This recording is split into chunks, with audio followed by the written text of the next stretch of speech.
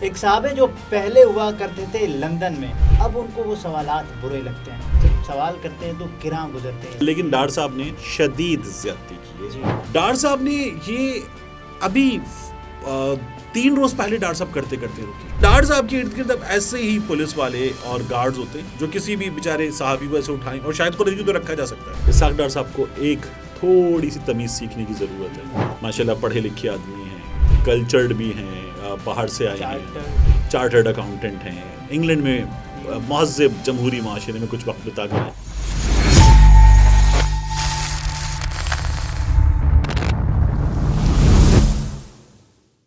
السلام علیکم، میں ہوں عبدالستار، آپ الگ نیوز دیکھ رہے ہیں، طارق متین ہمارے ساتھ ہیں۔ تو بھائی ٹھا ایک صاحب جو پہلے ہوا کرتے تھے لندن میں، جب وہ پاکستان لوٹ آئے تو صحافی سوال کرتے ہیں، اب ان کو وہ سوالات برے لگتے ہیں۔ ظاہر ہے ایون فیلڈ میں کھڑے باہر کے صحافی اور پاکستان کے صحافی میں تو فرق تو ہوگا نا، بالکل تو ظاہر ہے جب سوال کرتے ہیں تو گراں گزرتے ہیں۔ ویسے آپ نے جو 3 بار ٹھا کیا ہے، اس سے بہتر تھا چٹاخ، وہ تھپڑ کی آواز ہوتی ہے نا، اس تھپڑ کی گونج سنی تم۔ ٹھا سے مجھے لگا، مجھے ٹھا سے لگا ڈار صاحب نے گولی مار دی۔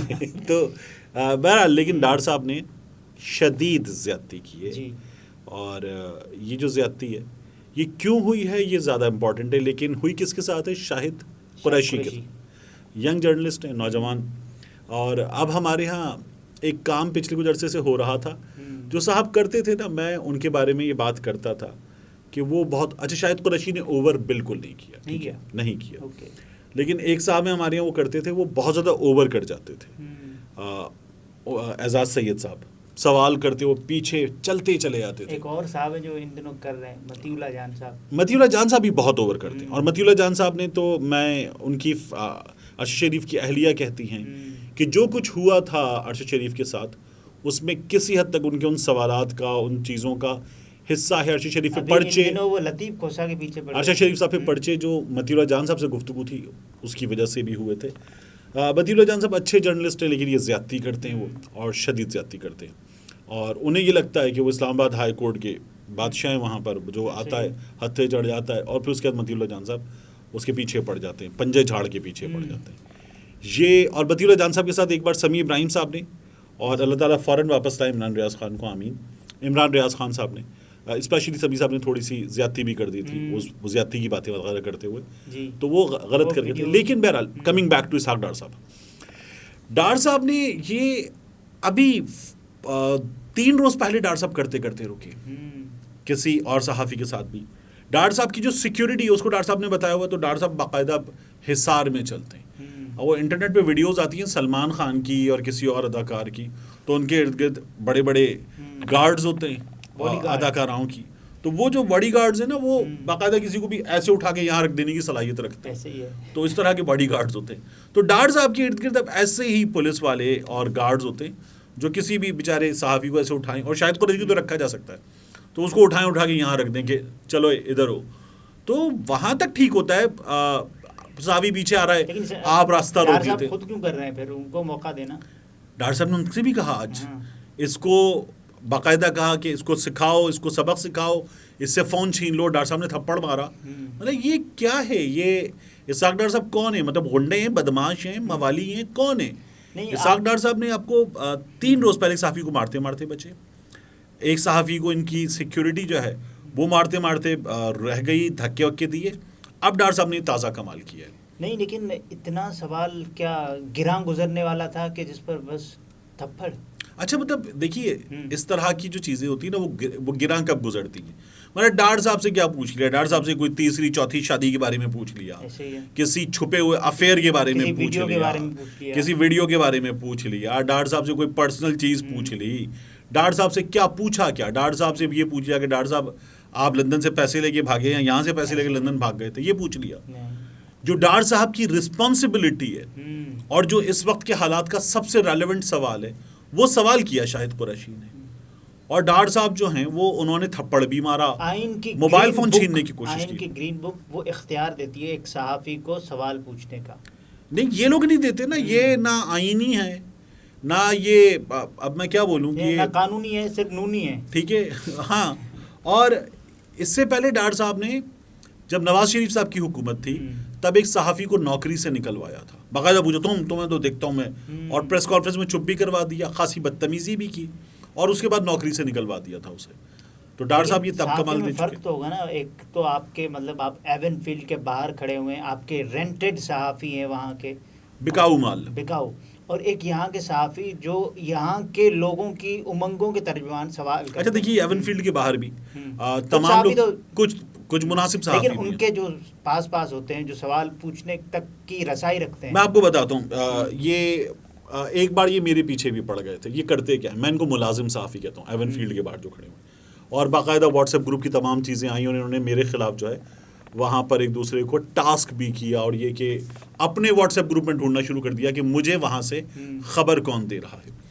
تو یہ جو ملازم صحافی ہیں ان کا تو وہ حال ہوتا ہے کہ میاں صاحب سے نا، اگر یہ کبھی میاں صاحب کے ساتھ کھانے کی میز پر ہو تو یہ میاں صاحب کو کہیں کہ میاں صاحب اگر گوشت گلا انہیں تو چبا کے دے دوں آپ کو میں بوٹی. اس طرح کی ان کی حرکتیں ہوتی ہیں. اتنے چوپلوس قسم کے صحافی ہیں وہاں پر. اچھا ایک صارف نے سوال کیا تھا، چوپلوس اور چاپلوس میں کیا فرق ہے؟ نہیں پوچھتے. اچھا میں آپ سے عرض کر رہا تھا کہ یار یہ تو آپ کے ہاتھ میں تھا، ہر سوال نہیں پوچھتے، ٹھیک ہے نا، ابھی چلا جائے گا. لیکن دیکھیں تو سپرلیٹو ڈگری ہے یہ. اچھا اب واپس آ جاتے ہیں. تو اور یہ نہیں ہوتی. اچھا ٹھیک ہے واپس.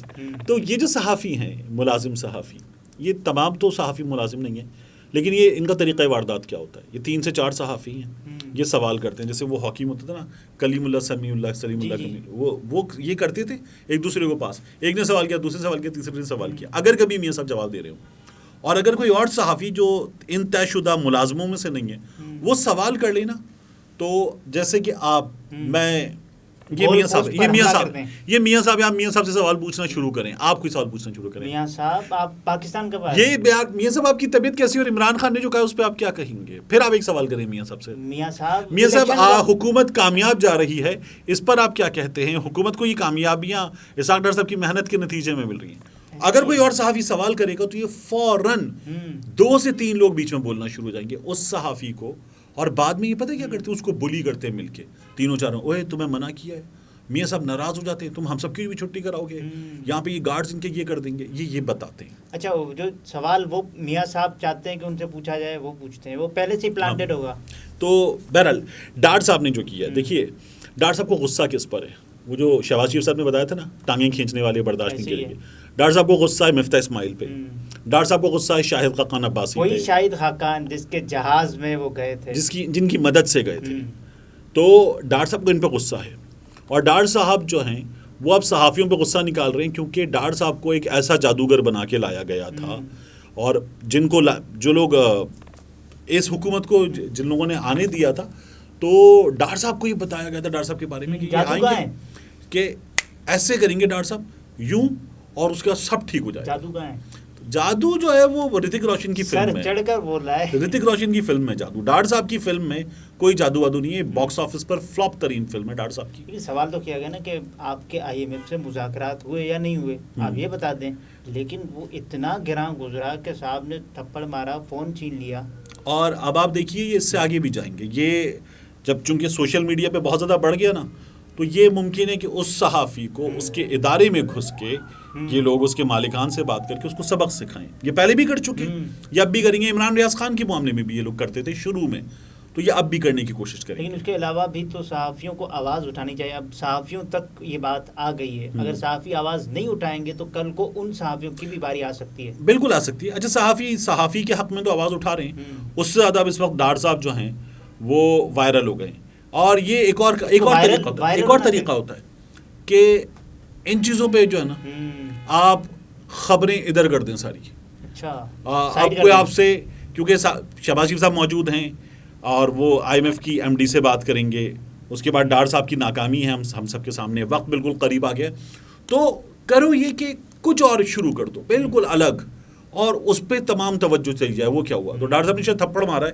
ممکن ہے کہ ڈاٹ صاحب کو کہیں سے آئیڈیا آیا ہو کہ میں کہیں بالکل اور کسی اور طرف ہی لے جاؤں. شہباز شریف صاحب کی گھنٹہ بات چیت نے مجھے کرسٹیلینا جورجیوا کا نام یاد کروا دیا. دیکھیے اللہ تعالیٰ برکت دے, ایسی شہباز شریف صاحب جو ہیں وہ گفتگو کرتے رہیں اور ہمیں باقیوں کے نام بھی جو ہیں ہاں وہ سمجھ میں آتے رہیں, ہم سیکھ سکیں. لیکن اسحاق ڈار صاحب کو ایک تھوڑی سی تمیز سیکھنے کی ضرورت ہے.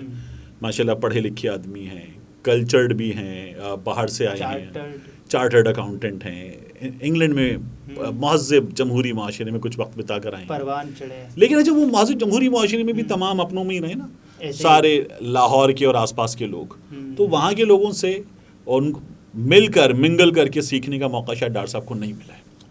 ناظرین طارق متین تھے, گفتگو آپ نے ملاحظہ فرمایا. اجازت دیجیے, اللہ حافظ.